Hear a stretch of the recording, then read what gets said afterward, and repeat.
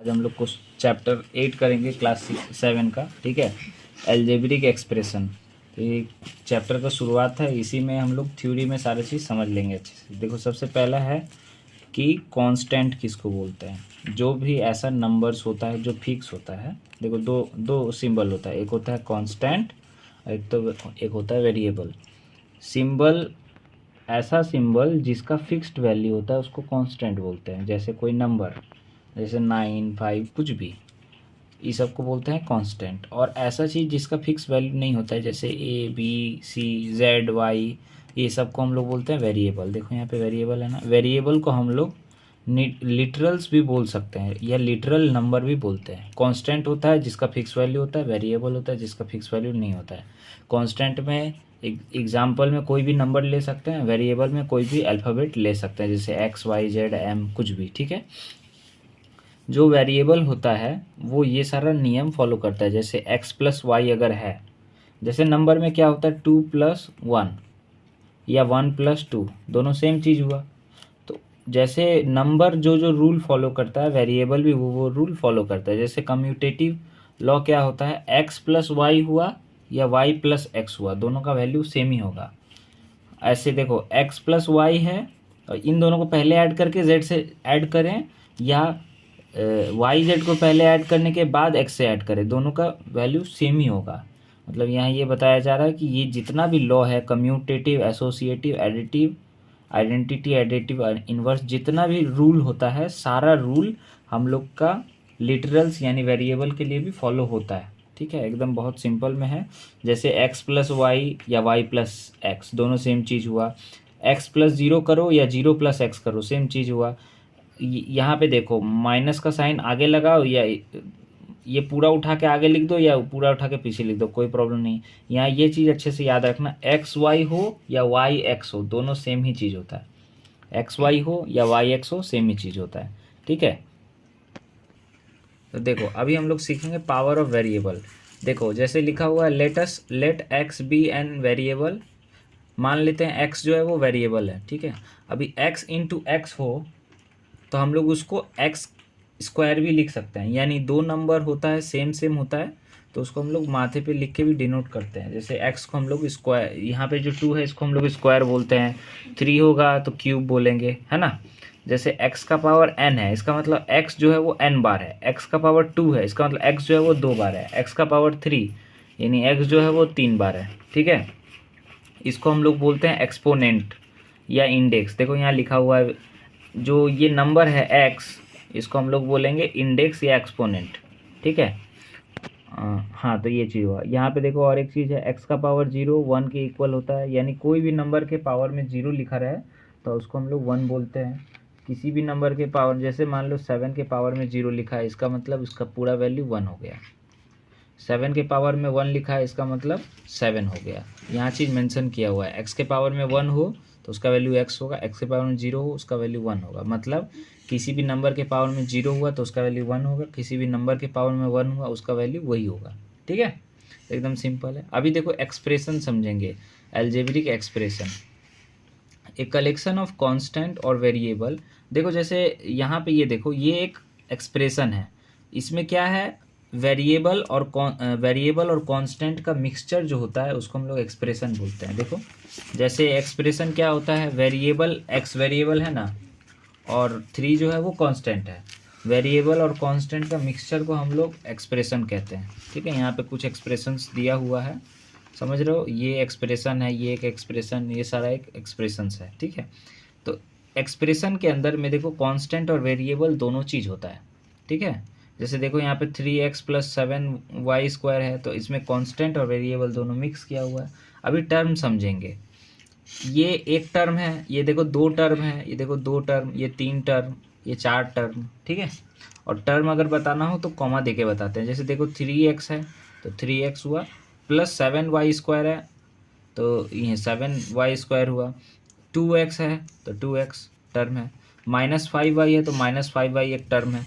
Number के आगे जो साइन होता है वो भी उस टर्म के अंदर में लिखा जाता है, ठीक है। तो एक्सप्रेशन समझ गए और टर्म भी समझ गए। यहाँ पे कुछ एग्जांपल दिया हुआ है, यहाँ पे 3x स्क्वायर है, इस 3x स्क्वायर का मतलब 3 एक बार है, एक्स 2 बार है, ठीक है।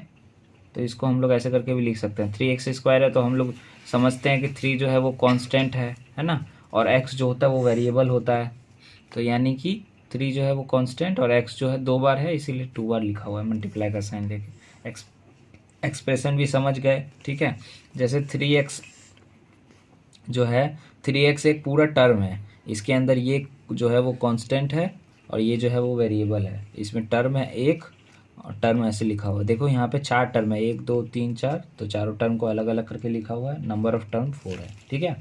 अभी यहाँ पे अच्छा देखो, constant term, the term of an algebraic expression having no variable is called constant term. देखो जैसे यहाँ पे देखो कांस्टेंट टर्म यहाँ पे कितना है, ये है कांस्टेंट टर्म, ये पूरा एक है कांस्टेंट टर्म, ठीक है। इसको हम लोग कांस्टेंट टर्म बोलेंगे क्योंकि यहाँ पे वेरिएबल है नहीं।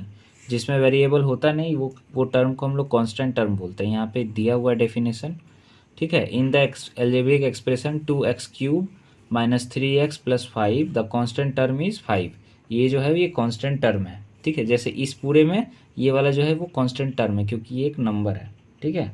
तो कांस्टेंट टर्म वो होता है जिसमें सिर्फ नंबर होता है, जिसमें वेरिएबल होता ही नहीं है, तो ये कांस्टेंट टर्म है। The algebraic expression 9x² y - 5x has no constant term. क्यों कांस्टेंट टर्म नहीं है? क्योंकि यहाँ पे कोई ऐसा जगह नहीं है जहाँ पे सिर्फ नंबर है। जहाँ नंबर होता है वो कांस्टेंट टर्म, तो यहाँ पे कांस्टेंट टर्म है ही नहीं। तो वो प्रोडक्ट क्या होता है? 3xy है, 3xy का मतलब क्या है? 3 जो है x जो है y है, ये सब क्या है? प्रोडक्ट्स है, ठीक है। तो 3xy का प्रोडक्ट क्या है? 3 भी है, x भी है, y है, यानी ये सब मल्टीप्लाई हुआ है। जैसे अगर लिखा हुआ ए बी, तो इसका मतलब क्या है? ए और बी दोनों अलग अलग नंबर है, अलग अलग प्रोडक्ट है, ठीक है। तो वैसे 3xy है मतलब 3, y, x सब क्या है? प्रोडक्ट है। फैक्टर्स देखो, यहाँ पे न्यूमेरिकल फैक्टर होता है, वेरिएबल फैक्टर होता है। तो जैसे देखो, each of the quantities constant और literals multiplied together to form product, जिसको फैक्टर प्रोडक्ट बोलते हैं। जैसे एग्जांपल के लिए यहाँ पे देखो 3xy, इसमें न्यूमेरिकल फैक्टर है 3 और वेरिएबल फैक्टर है x और y।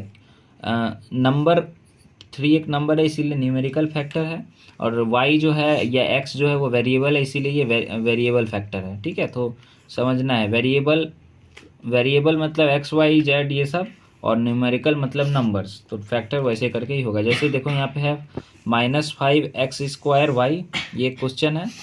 इसमें -5 जो है वो नंबर है यानी न्यूमेरिकल फैक्टर है, और x और y ये सब है लिटरल फैक्टर या वेरिएबल फैक्टर। क्योंकि यहाँ पे x² है यानी x 2 बार होगा और y 1 बार है तो y 1 बार है। ये इसको लिटरल फैक्टर बोलते हैं और इसको न्यूमेरिकल फैक्टर बोलते हैं। अभी देखो ट्री डायग्राम, तो देखो जैसे ये एक एक्सप्रेशन है, अभी थोड़ी देर पहले हम लोग समझे थे। ये जो एक्सप्रेशन है इन दोनों को टर्म वाइज अलग कर लो। ये एक टर्म हुआ, ये एक टर्म हुआ। अभी हम लोग पढ़े थे 2 टर्म है ना, इसमें 2 टर्म है, एक है 7xy और एक है -5। ये इसको क्या बोलते हैं? टर्म्स। ये एक टर्म है, ये एक टर्म है, ये पूरा मिला के एक एक्सप्रेशन है जिसमें ये एक टर्म है, ये एक टर्म है। अभी देखो टर्म को अलग कर लिए। अभी देखो इसका फैक्टर होगा नहीं क्योंकि ये अकेला नंबर है, लेकिन इसका फैक्टर होगा 7 × x × y, तो फैक्टर्स हुआ। इसमें ये जो हुआ न्यूमेरिकल फैक्टर हुआ, ये जो हुआ वेरिएबल फैक्टर हुआ, ये जो हुआ वेरिएबल फैक्टर हुआ, या लिटरल फैक्टर बोलते हैं। जैसे देखो ये एक्सप्रेशन में ये 3 टर्म वाला एक्सप्रेशन है। एक्सप्रेशन एक ही है लेकिन टर्म कितना है? 1 2 3, 3 टर्म है। तीनों टर्म को अगर अलग कर लिए, देखो ये प्लस में होगा, ये माइनस में, ये प्लस में, क्योंकि 7 के आगे माइनस का साइन है। अभी देखो ये टर्म 3 टर्म वाला एक्सप्रेशन है। इस 3 टर्म वाले एक्सप्रेशन में इसको अगर फैक्टर बनाएंगे तो 5 × x × x × x होगा, क्योंकि x 3 ठो है। यहाँ पे देखो y 2 ठो है, x 1 ठो है और 7 1 ठो है। यहाँ पे देखो x 1 y 1 8 1, ठीक है। अभी ये इसमें देखो ये न्यूमेरिकल फैक्टर हुआ, ये वेरिएबल फैक्टर हुआ, ये वेरिएबल फैक्टर हुआ, तो ये सब वेरिएबल फैक्टर है। अब हम लोग समझेंगे कोएफिशिएंट क्या होता है। तो देखो एग्जाम्पल से समझते हैं, कट करो। तो देखो अब यहाँ पे हम लोग जैसे देखो ये एक एक्सप्रेशन है, ठीक है। इसमें ये एक टर्म है, ये एक टर्म है और ये एक टर्म है। देखो यहाँ लिखा हुआ term 3xy, term -5x² y और टर्म 7। यहाँ पे टर्म 7 दिया हुआ नहीं है क्योंकि ये एक है कांस्टेंट, हम लोग पढ़े हैं ना, तो ये कांस्टेंट है। तो अभी देखो in term 3xy numerical coefficient का मतलब होता है वेरिएबल के आगे वाला नंबर जो होता है उसको हम लोग कोएफिशिएंट बोलते हैं। जैसे मान लो 7 है लिखा है तो a का कोएफिशिएंट 7 है, तो जैसे इसका कोएफिशिएंट जो है वो 3 है। लिटरल कोएफिशिएंट का मतलब होता है, अब देखो लिटरल कोएफिशिएंट मतलब वेरिएबल जैसे एक्स वाई, ठीक है यहाँ पे, और कोएफिशिएंट यहाँ पे एक्स वाई का है 3, तो वो वैसे करके दिया हुआ है कि x जो है x का कोएफिशिएंट पूछेंगे तो x को छोड़ के 3y लिखेंगे। जैसे यहाँ पे देखो अगर x y z है, पूछें x का कोएफिशिएंट क्या है तो y और z है, y का कोएफिशिएंट क्या है तो x और z है, z का कोएफिशिएंट क्या है तो x और y है। जो कोएफिशिएंट पूछेगा उसके आसपास वाला चीज़ को लिखेंगे। जैसे यहाँ पे फिर से समझाएंगे, जैसे देखो न्यूमेरिकल कोएफिशिएंट क्या है नंबर, -5 जो है वो न्यूमेरिकल कोएफिशिएंट है। लिटरल कोएफिशिएंट क्या है मतलब वेरिएबल क्या है तो x² y है, वेरिएबल पूछेगा तो वेरिएबल लिखेंगे। कोएफिशिएंट ऑफ x पूछा है तो कोएफिशिएंट ऑफ x पूछा है तो सिर्फ एक x को छोड़ दोगे, यहाँ 2x है ना तो एक x को छोड़ दोगे तो सिर्फ क्या बचेगा, एक ही x बचेगा। तो यहाँ पे कोएफिशिएंट ऑफ x होगा 5xy, कोएफिशिएंट ऑफ 5x। अगर कोई पूछेगा कोएफिशिएंट ऑफ 5x, देखो यहाँ पे -5xy। कोई पूछेगा कि कोएफिशिएंट ऑफ x क्या है तो 5 है, x है और y है। कोएफिशिएंट ऑफ 5x क्या है तो x है और y है। कोएफिशिएंट ऑफ x क्या है तो 5x और y। कोएफिशिएंट ऑफ y क्या है 5 है, x है और x है। जो पूछेगा वो वाला छुपा के दूसरा वाला बताना है। जैसे देखो यहाँ पे कोएफिशिएंट ऑफ -5x², 5 माइनस और x², ये सब को अगर हटा देंगे तो सिर्फ y बचेगा। उसी हिसाब से पूछा जाता है, ठीक है। क्वेश्चन तुमको बुक में मिलेगा। देखो यहाँ पे और एक क्वेश्चन है कोएफिशिएंट ऑफ एक्स वाई, तो x और y दोनों को छुपा दो तो क्या बचेगा, सिर्फ 5 और x बचेगा, ठीक है। तो उसी हिसाब से यहाँ पे देखो कोएफिशिएंट ऑफ एक्स वाई, तो एक्स वाई को रखो, बाकी सब छुपा दोगे तो ये बच जाएगा -5x। तो उसी तरीके से क्वेश्चन तुम लोग को पूछा जाएगा, ठीक है। अभी हम लोग देखेंगे, देखो लाइक टर्म्स, लाइक टर्म और अनलाइक टर्म। जैसे देखो एक्स वाई यहाँ भी है, तो देखो लाइक टर्म मतलब क्या, एक्स वाई यहाँ पे है, एक्स वाई यहाँ पे है, तो ये लाइक टर्म्स हुआ। तो देखो यहाँ पे हम लोग थोड़ा देर पहले पढ़े थे एक्स वाई हो या वाई एक्स हो सेम चीज़ होता है, तो ये भी ये सब सेम है, ठीक है। तो इसको बोलते हैं लाइक टर्म्स। देखो जैसे यहाँ पे x² है, y² है, z है, x² है, y² है, z है, x² y² z, तो ये सब क्या है लाइक टर्म्स। देखो और भी एग्जांपल है, जैसे यहाँ पे 3a है, वेरिएबल सेम होना चाहिए, जैसे यहाँ a है यहाँ a भी है, तो ये लाइक टर्म नहीं है, तो ये अनलाइक टर्म है। जैसे यहाँ पे देखो xy है, यहाँ पे x² y है, तो ये भी अनलाइक टर्म है। सेम होगा तो लाइक टर्म, सेम नहीं होगा तो अनलाइक टर्म, ठीक है। Types of algebraic expression. अब यहाँ पे हम लोग एक्सप्रेशन जो है, ये जो एक्सप्रेशन है इसमें हम लोग पढ़ेंगे मोनोमियल, बाइनोमियल, ट्राइनोमियल, ठीक है, मल्टीमोनियल, ये सब पढ़ेंगे। तो देखो जैसे एग्जाम्पल में देखो, जैसे ये जो एग्जाम्पल है ये मोनोमियल है, क्योंकि जैसे देखो एक्सप्रेशन मतलब क्या होता है, ये वाला पूरा एक्सप्रेशन है 3xy, ये पूरा मिला के एक एक्सप्रेशन होता है। इस पूरे मिला के जो एक्सप्रेशन होता है उसमें हम लोग को देखना है कि जो टर्म है वो एक टर्म होगा तो मोनोमियल, ठीक है, 2 टर्म होगा तो बाइनोमियल। जैसे एग्जांपल के लिए यहाँ पे देखो ये एक्सप्रेशन है, ये एक एक्सप्रेशन, ये एक एक्सप्रेशन, ये सारा एक्सप्रेशंस है।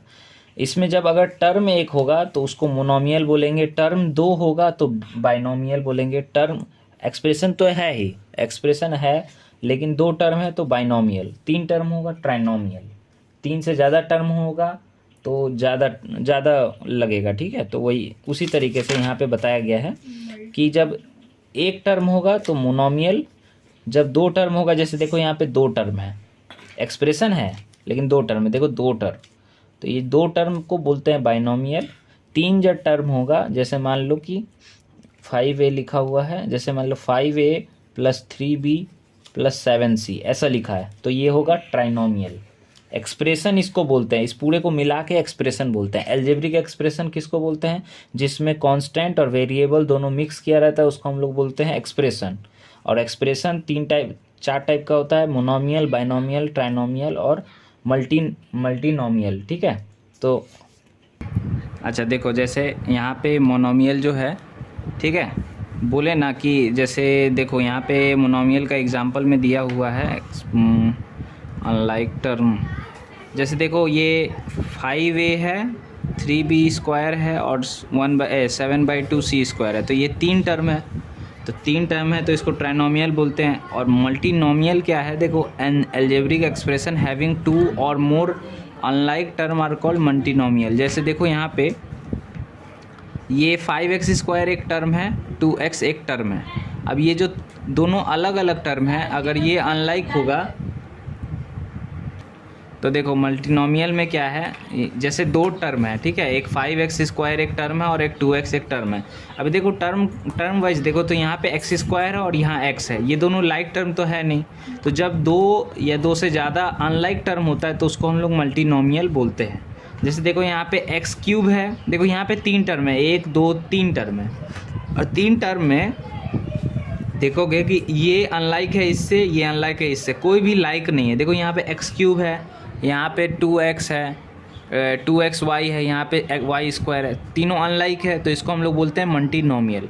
जैसे देखो यहाँ पे 4 टर्म है, 1 2 3 4, 4 टर्म है और चारों अनलाइक है, तो चारों अनलाइक टर्म है तो इसको हम लोग बोलेंगे मल्टीनोमियल हैविंग 4 टर्म्स। देखो यहाँ पे मल्टीनोमियल है 5 टर्म में, 1 2 3 4 5, क्योंकि देखो ये इससे मैच नहीं कर रहा, कोई किसी से मैच नहीं कर रहा है। देखो यहाँ पे xy² xy³ है, यहाँ पे y³ z² है, यहाँ पे z³ है, सब अलग अलग टर्म है। यहाँ पे देखो xyz है, सब अलग अलग टर्म है, ठीक है, अलग अलग टर्म है। अभी देखो पॉलिनोमियल इन 1 वेरिएबल, ये क्या होता है, एन एल्जेब्रिक एक्सप्रेशन क्या होता है जिसमें कांस्टेंट और वेरिएबल मिक्स किया रहता है, उसको हम लोग एक्सप्रेशन बोलते हैं। N algebraic expression containing only 1 variable, जिसमें सिर्फ एक तरह का वेरिएबल हो, उसको हम लोग पॉलिनोमियल कहते हैं, जिसमें एक तरह का वेरिएबल हो। N algebraic expression of form of ax + bx + cx² + dx, ये सब पॉलिनोमियल। अच्छा, पॉलिनोमियल समझना है तो यहाँ पे अच्छे से समझाया हुआ है। जैसे देखो 5 + 7x, यहाँ पे देखो 2 टर्म है, मतलब टर्म तो यहाँ पे 2 टर्म वाला एक्सप्रेशन है और 2 टर्म वाले एक्सप्रेशन में एक ही वेरिएबल है x, तो इसको हम लोग बोलेंगे पॉलिनोमियल। जिसमें एक वेरिएबल हो तो उसको हम लोग बोलते हैं पॉलिनोमियल। देखो यहाँ पे लिखा हुआ ओनली 1 वेरिएबल को बोलते हैं पॉलिनोमियल। तो यहाँ पे देखो पॉलिनोमियल, जिसका ये जो टर्म है इसमें पॉलिनोमियल, ये जो पॉलिनोमियल टर्म है इसमें एक ही वेरिएबल है और इस वेरिएबल का डिग्री यानी पावर जो है वो 1 है, कुछ नहीं होता तो 1 समझते हैं। जैसे देखो यहाँ पे 3 - 7x + 8y², ये 3 टर्म वाला है, लेकिन इस 3 टर्म में जो पॉलिनोमियल है ये है y, क्योंकि देखो दोनों जगह पे y ही है, x होता तो x होता, और अभी y है तो y, पॉलिनोमियल y, ठीक है। वेरिएबल को ही एक तरह से पॉलिनोमियल बोल सकते हैं। जैसे देखो यहाँ y है और यहाँ y है, यहाँ y² है, तो पॉलिनोमियल हो गया y, ठीक है, पॉलिनोमियल हो गया y, चाहे यहाँ से देख लो यहाँ से। और डिग्री का मतलब होता है हाईएस्ट पावर है 2, तो यहाँ पे लिखे 2। जैसे यहाँ पे देखो फिर से है इसमें पॉलिनोमियल, ये एक एक्सप्रेशन है और इस एक्सप्रेशन में एक ही वेरिएबल है, t है वेरिएबल, तो यहाँ पे t है और सबसे बड़ा t कौन सा है, ये वाला t पे 3, तो इसको बोलेंगे डिग्री 3 है, पॉलिनोमियल t है। देखो यहाँ भी x एक पॉलिनोमियल है, टर्म कितना है, 4 टर्म है, 1 2 3 4 टर्म है, वेरिएबल है x, एक तरह का वेरिएबल होता है तो उसको हम लोग पॉलिनोमियल बोलते हैं। तो ये एक पॉलिनोमियल है जिसका डिग्री जो है वो 4 है, क्योंकि हाईएस्ट पावर यहाँ पे 4 है। वैसे देखो यहाँ पे 1 2 3 4 टर्म है, लेकिन एक second, is not a polynomial because, अच्छा ये जो चीज़ है ये समझाना। जैसे देखो एक सेकेंड, देखो तो जैसे कभी भी कोई भी वेरिएबल नीचे होता है तो उसको हम लोग पॉलिनोमियल नहीं मानते हैं, ठीक है। बस ऐसे याद रखो कि नीचे जब भी वेरिएबल होता है तो उसको हम लोग नहीं मानते हैं, ठीक है। नीचे वाला चीज़ ऊपर जाता है ना तो साइन माइनस का हो जाता है। देखो यहाँ पे मेंशन किया हुआ है, ये सब बड़े मतलब 7 क्लास के लिए नहीं है, बस इतना याद रखो, वेरिएबल जब भी नीचे रहता है तो उसको हम लोग पॉलिनोमियल नहीं मानते, ठीक है। या वेरिएबल के माथे पे अगर 0 हो, ठीक है, वेरिएबल के माथे पे अगर 0 हो तब भी हम लोग उसको पॉलिनोमियल नहीं मानते, ठीक है। तो पॉलिनोमियल 2 केस में नहीं माना जाता, जब वेरिएबल के माथे पे 0 हो या वेरिएबल नीचे हो, यानी डिनोमिनेटर में हो, तब नहीं मानते, ठीक है। तो इतना सा हुआ, ये था पॉलिनोमियल विथ 1 वेरिएबल, ठीक है, एक ही वेरिएबल है, एक तरह का वेरिएबल को हम लोग बोलते हैं पॉलिनोमियल, और ये है पॉलिनोमियल विथ 2 वेरिएबल, जिसमें देखो जैसे यहाँ पे देखो ये कितना टर्म है, 1 2 3 4 5, 5 टर्म है। इस 5 टर्म में 2 तरह का वेरिएबल है, एक x तरह का वेरिएबल है और एक y तरह का वेरिएबल है, ठीक है। तो इसको हम लोग बोलेंगे कि ये 2 तरह का वेरिएबल है, जिसको बोलते हैं polynomial in 2 or more variable. An algebraic expression in 2 or more variable is called polynomials if the power of every variable in each term is whole number. अच्छा, यहाँ पे होल नंबर वाला बात किया गया। जैसे देखो, in case of polynomial in 2 or more variable, the sum of the power of the variable in each term taken in the greater is called the degree of polynomial। जैसे यहाँ पे एक टर्म, 2 3 4 5 टर्म, तो ये है polynomial in 2 variable, क्योंकि यहाँ पे x भी है और y भी है, ठीक है। इसका डिग्री अगर पता करना है तो देखो 3 का डिग्री है 0, क्योंकि 3 के पास कुछ पावर नहीं है, ठीक है। जैसे x का पास कुछ पावर नहीं है, x एक वेरिएबल है, वेरिएबल के माथे पे कुछ नहीं होता तो 1 समझते हैं, तो इसका वेरिएबल जो है वो 1 है। अच्छा, इस पे देखो, इसका अगर हम पूछेंगे कि इसका पावर कितना है या इसका डिग्री कितना है, तो इसका भी डिग्री 1 है, कुछ नहीं होता तो 1। इसमें देखो 2 डिग्री है, क्योंकि x पे एक 1 समझ लो, y पे एक 1 समझ लो, तो दोनों मिला के 2, तो यहाँ पे 1 + 1 दिया हुआ है। देखो यहाँ पे एक वेरिएबल है और एक वेरिएबल के पावर में 2 है, तो यहाँ पे वेरिएबल 2 हुआ। तो उसी तरीके से देखो, जैसे यहाँ पे देखो 1 टर्म, 2 टर्म, 3 4 5 टर्म, ये 5 टर्म वाला एक्सप्रेशन है, ठीक है, जिसमें 5 टर्म है। लेकिन इस 5 टर्म में देखो क्या लिखा है, is a polynomial in 2 variable, क्योंकि यहाँ पे a एक वेरिएबल है, b एक वेरिएबल है, तो इसको हम लोग बोलेंगे वेरिएबल विथ 2 या 2 वेरिएबल वाला पॉलिनोमियल। इसमें डिग्री अगर बताएंगे तो देखो a के पावर में 3 है, तो इसका डिग्री हुआ 3, इसका डिग्री हुआ 5, क्योंकि 2 + 3 5 हुआ, ऐसे करके दिखाया हुआ है, ठीक है। इसका वेरिएबल 2 हुआ, ठीक है। इसका वेरिएबल जो है ये 1 हुआ, इसके माथे पे कुछ नहीं है तो 1 समझ लो, ठीक है। अगर और ये 13 एक कांस्टेंट है, इसका पावर में कुछ नहीं है तो इसको 0 समझा जाता है। तो इसी तरीके से जैसे देखो ये कितना टर्म है, 1 2 3 4 5 टर्म है, और इसमें इसको अगर पॉलिनोमियल से बताएंगे तो इसमें कितना वेरिएबल है, एक x वेरिएबल है, एक y वेरिएबल है, एक z वेरिएबल है, यानी ये पॉलिनोमियल इन 3 वेरिएबल है, x y और z। अगर इस सब का डिग्री बताने के लिए बोला जाए, x का डिग्री कुछ नहीं है तो 1, y का 1, तो इस पूरे का डिग्री कितना है 2। देखो कैसे दिया हुआ, 1 + 1 2। वैसे देखो y और z, इसका भी वेरिएबल 2 होगा, क्योंकि 1 + 1 2 हुआ, इसका वेरिएबल 3 हुआ, इसका भी वेरिएबल 3 होगा, क्योंकि x के माथे पे 3 है तो इसका वेरिएबल भी 3 होगा। देखो यहाँ मेंशन किया हुआ, y पे कुछ नहीं है तो 1, कोई नंबर होता है तो उसका वेरिएबल 0 होता है, ठीक है।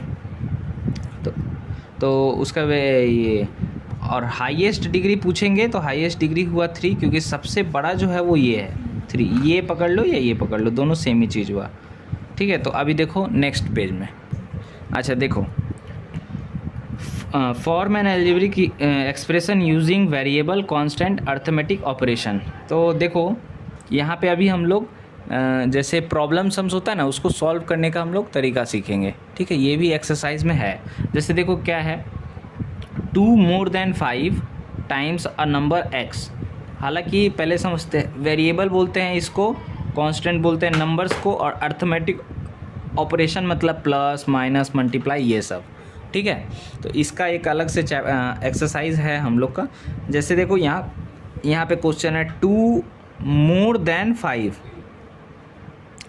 2 more than 5 times of a number. तो ऑफ अ नंबर का मतलब हुआ कोई भी एक नंबर समझ सकते हैं हम लोग, तो हम लोग x समझ लेंगे। जैसे देखो 5 टाइम्स x यानी 5x, मोर देन का मतलब प्लस होता है 2, तो मतलब ये लिखा हुआ है कि 2 प्लस होगा 5 टाइम्स x के यानी 5x के। यहाँ पे दिया हुआ 2 more than 5 times a number x, यानी x का वैल्यू जो है वो 2 ज़्यादा है, तो 2 प्लस है किसके, 5 टाइम्स के, तो 5 × x। तो इस तरीके से हम लोग ये समझेंगे। जैसे देखो यहाँ पे है क्वेश्चन नंबर 2 है 1/4 of a product of y and z। 1/4 यानी 1/4, ठीक है। 1/4 यानी 1/4 ऑफ अ प्रोडक्ट का मतलब होता है मल्टीप्लाई, और y z का मल्टीप्लाई होता है y z, तो 1/4 yz। तो देखो कैसे करके लिखा हुआ, 1/4 ऑफ अ नंबर, तो 1/4 of a product of y and z का मतलब 1/4 y 1/4 yz। जैसे देखो 3 टाइम्स एक्स यानी 3x सब्ट्रैक्टेड फ्रॉम 10, फ्रॉम के बाद जो नंबर होता है वो पहले लिखते हैं, तो पहले 10 लिखे और 3 टाइम्स का मतलब 3x, ठीक है। तो वैसे ही देखो क्वेश्चन नंबर 4 भी है, the number x is multiplied by itself, यानी x जो है वो खुद से मल्टीप्लाई किया गया है। x को जब हम लोग x से मल्टीप्लाई करेंगे तो दोनों x है ना, तो x स्क्वायर बन जाएगा, मल्टीप्लाई में पावर माथे में लिखते हैं तो x स्क्वायर हो जाएगा। And added to thrice of y मतलब 3y, समझे। तो यहाँ पे क्या दिया, the number x is multiplied by itself, यानी x जो है वो खुद से मल्टीप्लाई हुआ, यानी x इंटू एक्स स्क्वायर हो गया। And added to thrice of y, thrice मतलब 3 और y मतलब y, तो थ्राइस ऑफ y मतलब 3y, एडेड बोला है तो ऐड किए हैं, ठीक है। तो मतलब इसका हुआ y square plus 3y, x square plus 3y, ठीक है। तो ये हुआ तरीका। Write down the algebraic expression whose terms are, अभी देखो इसका एक्सप्रेशन लिखना है। ये एक्सप्रेशन का मतलब होता है mixture of constant and variable. अच्छा तो देखो ये क्वेश्चन नंबर 1 सारा सॉल्व हो। एग्जाम्पल नंबर 2 है, right down the algebraic expression, हम लोग को एल्जेब्रिक एक्सप्रेशन बनाना है, टर्म दिया हुआ है, जैसे 3a है, 4b है और 7c है, टर्म दिया हुआ है, 3 टर्म दिया हुआ है, एक्सप्रेशन बनाना तो कॉमा हटा दो, एक्सप्रेशन बन जाएगा 3x minus 4b plus 7c, कुछ नहीं होगा तो प्लस समझ लेंगे। जैसे देखो यहाँ पे एक और है 5xy 2y 3x प्लस 8, नहीं है, अपना काम करो, रिकॉर्ड हो गया ये बात। अच्छा देखो ये एक्सप्रेशन में सिर्फ कॉमा हटा देंगे तो एक्सप्रेशन बन जाएगा, ठीक है। तो देखो 5xy है, 2y है, कॉमा 3x है और 8 है, सिर्फ कॉमा हटा देंगे, ये 4 टर्म है, चारों टर्म का कॉमा सिर्फ हटा देंगे तो एक एक्सप्रेशन बन जाएगा। जैसे यहाँ पे देखो 3py है, 3pq है और कॉमा हटा देंगे तो कॉमा हटाएंगे सिर्फ प्लस लगा देंगे, जहाँ पे प्लस नहीं होगा वहाँ कोई साइन दिया होगा, जैसे देखो यहाँ पे माइनस दिया तो माइनस, यहाँ कुछ नहीं दिया तो प्लस, ठीक है। तो उस तरीके से हम लोग का एक एक्सप्रेशन बन जाएगा। फिर देखो क्या है, right all the term of each of the following expression, यहाँ उल्टा है, एक्सप्रेशन पूरा दिया हुआ है, टर्म लिखना है तो कॉमा लगा के हम लोग टर्म बना देंगे। जैसे देखो ये इतना बड़ा क्वेश्चन है, 5x है तो 5x लिखेंगे, कॉमा लगा देंगे, 9y है तो माइनस 9y लिखेंगे, कॉमा लगा देंगे, 3xy है तो 3xy लिख देंगे। जैसे देखो 3ab minus 9ab cube plus 5cz c square minus 3, तो सिर्फ कॉमा लगा देंगे, बीच बीच में कॉमा लगा देंगे तो सॉल्व हो जाएगा, ठीक है। इतना बड़ा टर्म है, ठीक है। देखो जैसे माइनस 7p(q4) है तो माइनस 7p(q4) कॉमा लगा दिए, माइनस 9p² है तो कॉमा लगा के माइनस 9p² प्लस 3pq है तो कॉमा लगा के 3pq, प्लस लिखना ज़रूरी नहीं है, ठीक है। तो इस तरीके से सॉल्व होता है। जैसे देखो माइनस 3p² है तो कॉमा लगा दिए, माइनस 3p² लिख दिए, प्लस 11p है तो कॉमा लगा के 11p लिख दिए, 13q है तो कॉमा लगा के 13q लिख दिए। तो ऐसे करके हम लोग टर्म को अलग अलग कर सकते हैं। एक एक्सप्रेशन से टर्म बनाना हो तो कॉमा लगा देंगे, ठीक है। देखो identify the term and their factor of the following expression by showing tree diagram. तो ट्री डायग्राम अभी हम लोग थोड़ा देर पहले किए थे, ट्री डायग्राम ऐसे होता है ना। तो देखो जैसे 5x प्लस 3y है, इसका ट्री डायग्राम बनाना है और फैक्टर को अलग करना है। तो देखो ये 5x प्लस 3y है, ये एक एक्सप्रेशन है, ठीक है। एक्सप्रेशन में 2 टर्म है, ये एक टर्म है 5x और ये एक टर्म है 3y। तो इन दोनों को एरो लगा के हम अलग अलग कर लिए। अभी देखो ये जो एक टर्म है और ये एक टर्म है, दोनों के अंदर में फैक्टर्स है, 5 इंटू एक्स और 3 इंटू वाई, अलग अलग कर लिए, ठीक है। और यहाँ पे देखो कैसे दिया हुआ है, given expression is 5x plus 3y, term of expression, तो 2 टर्म है, देखो कॉमा लगा के किए। और फिर ट्री डायग्राम में इसको हम लोग अलग अलग करके दिखा दिए। जैसे ये है, ये एक एक्सप्रेशन है, इन दोनों का 3xy अलग लिखेंगे, 7x अलग लिखेंगे। 3xy में 3 फैक्टर है, 3x और y, और 7x में 2 फैक्टर है, -7 और x। जैसे देखो ये 3rd नंबर क्वेश्चन है, ये एक एक्सप्रेशन है, ठीक है। ये जो एक्सप्रेशन है इसमें 3 टर्म है, तीनों टर्म को लिख लिए, तो देखो जैसे x square y, x y square और 5। एक्स स्क्वायर वाई में 3 फैक्टर है, एक्स और वाई, क्योंकि एक्स पे स्क्वायर है यानी एक्स 2 बार है। ऐसे ही एक्स वाई स्क्वायर में वाई 2 बार है और एक्स 1 बार है, ठीक है। तो इस तरीके से हम लोग एक्सप्रेशन का टर्म अलग करते हैं, फैक्टर अलग करते हैं, ठीक है। थोड़ा देर पहले हम लोग पॉलिनोमियल पढ़े थे ना, तो जैसे ये पॉलिनोमियल विद 2 वेरिएबल है, क्योंकि देखो यहाँ पे 2 है और इसका जो क्या बोलते हैं, पावर बोलते हैं, पावर बोल सकते हैं या पावर ही था।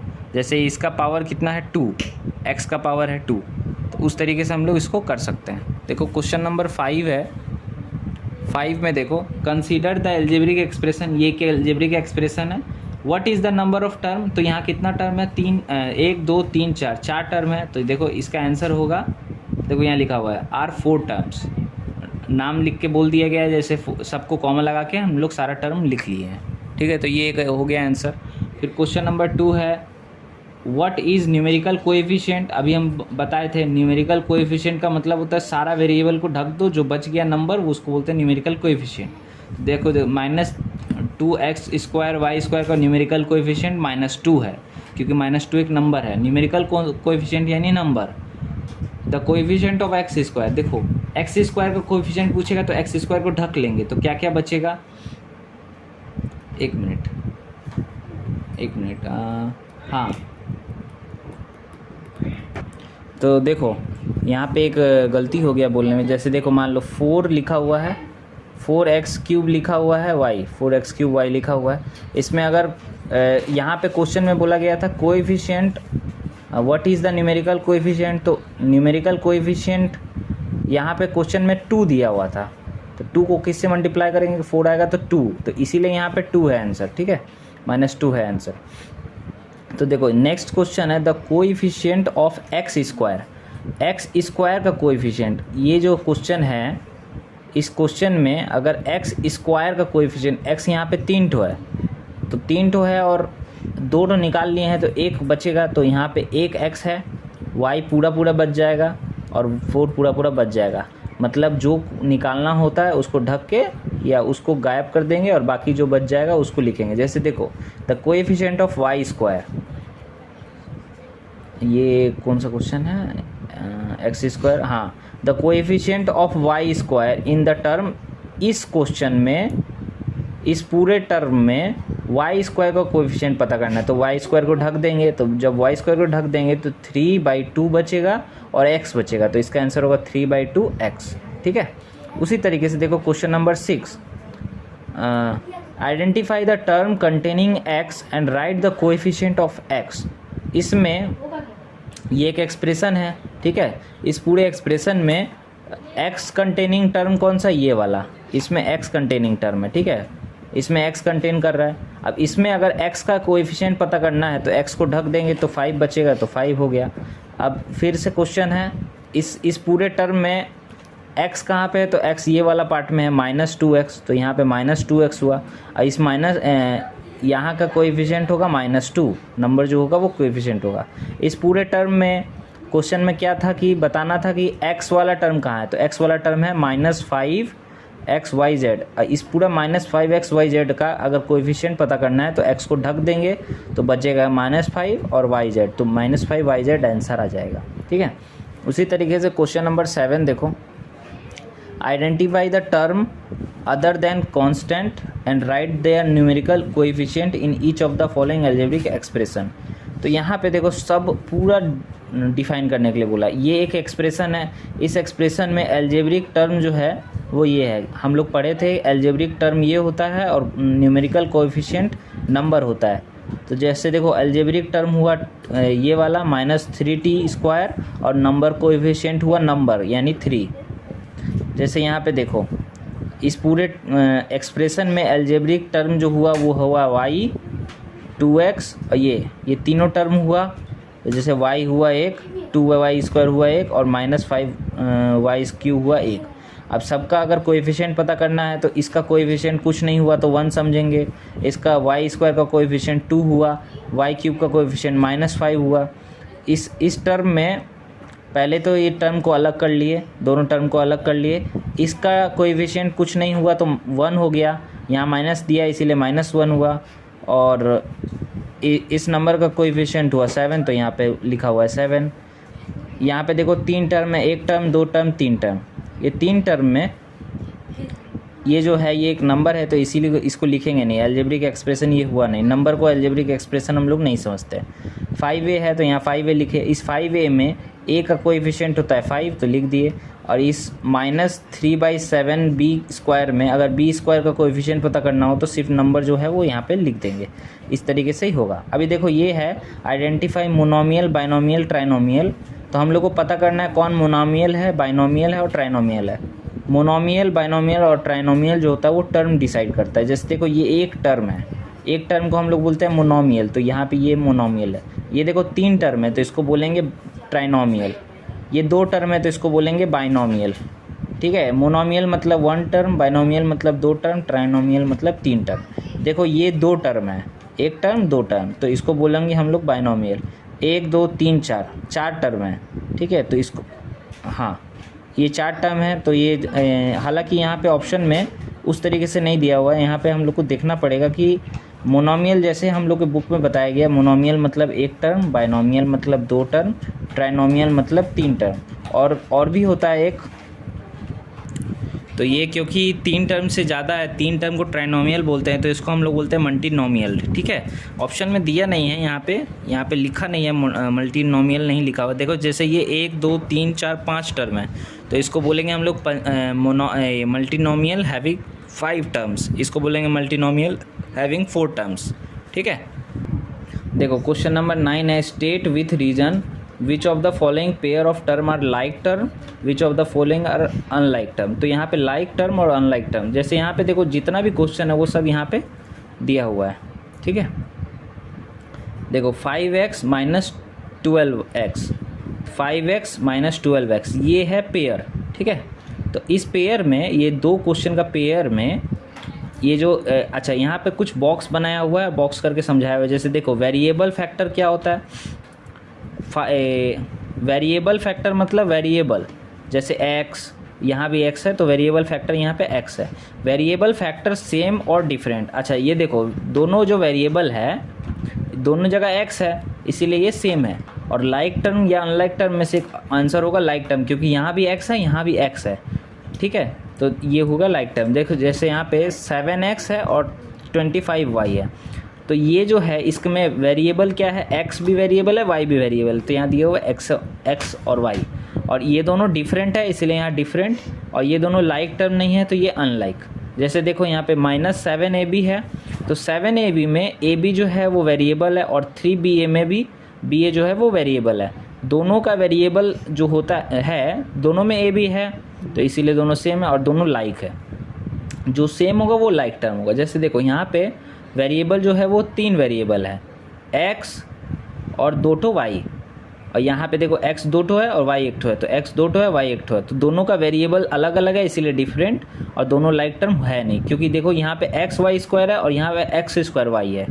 जैसे देखो यहाँ पे पी क्यू स्क्वायर में कितना वेरिएबल है, 3 वेरिएबल, 1 2 3, पी क्यू क्यू, और ये पी क्यू क्यू है। यहाँ पे देखो पी क्यू स्क्वायर है यानी क्यू 2 है, क्यू 2 है, तो ये पूरा सेम है इसीलिए ये सेम वेरिएबल और ये पूरा लाइक टर्म। अभी देखो एम एन स्क्वायर का मतलब m 1 है n 2 है, और यहाँ पे देखो m n है, m और n ये दोनों डिफरेंट है क्योंकि यहाँ पे 3 वेरिएबल है यहाँ 2 वेरिएबल है, ठीक है, और ये अनलाइक टर्म है क्योंकि दोनों सेम नहीं है। देखो identify the like term of the following, जैसे देखो x y square y x square, तो ये दोनों अनलाइक है, ठीक है। यहाँ पे लाइक टर्म को एक तरफ करना है और अनलाइक टर्म को एक तरफ करना है। जैसे देखो एक्स वाई स्क्वायर यानी x 1 है y 2 है, तो x 1 y 2 जो है देखो यहाँ पे दिया हुआ है, अच्छे से किया हुआ है, x y square y x square. यहाँ पे बहुत सारा क्वेश्चन है तो सबको सेम करके मिक्स करके लिखना है। जैसे देखो यहाँ पे एक्स वाई स्क्वायर यानी y 2 x 1, ये कहाँ पे मिल रहा है, देखो यहाँ पे x 1 y 2, तो ये दोनों को मिक्स करके एक साथ लिखा गया है, सेमी कॉलन मार्क किया है। उसके देखो वाई एक एक्स स्क्वायर यानी एक्स दो ठो वाई एक ठो, यहाँ पे एक मिला एक्स दो ठो वाई एक ठो, और यहाँ पे 20, यहाँ पे देखो मतलब x दो ठो है वाई एक ठो, यहाँ भी x दो ठो वाई एक ठो, तो ये दोनों लाइक टर्म हुआ। ठीक है, उस तरीके से खोजना पड़ेगा। जैसे देखो यहाँ पे x के साथ खोजना पड़े, देखो यहाँ पे है x, ठीक है, तो यहाँ पे x है, यहाँ पे x है, तो ये दोनों x है, तो ये दोनों लाइक टर्म है, तो लाइक टर्म को एक साथ रखा गया है। यहाँ पे देखो ये रहा एक साथ रखा गया है। देखो एक्स स्क्वायर को एक्स स्क्वायर के साथ रखा गया है, वाई को वाई के साथ रखा गया है, एक्स वाई के साथ एक्स वाई को रखा गया है। तो देखो लाइक टर्म और अनलाइक टर्म को अलग अलग करके लिखना सिखाया है। ठीक है, तो ये था पूरा हम लोग का एक्सरसाइज का एक्सप्लेनेशन। अब हम लोग एक्सरसाइज करेंगे नेक्स्ट क्लास में।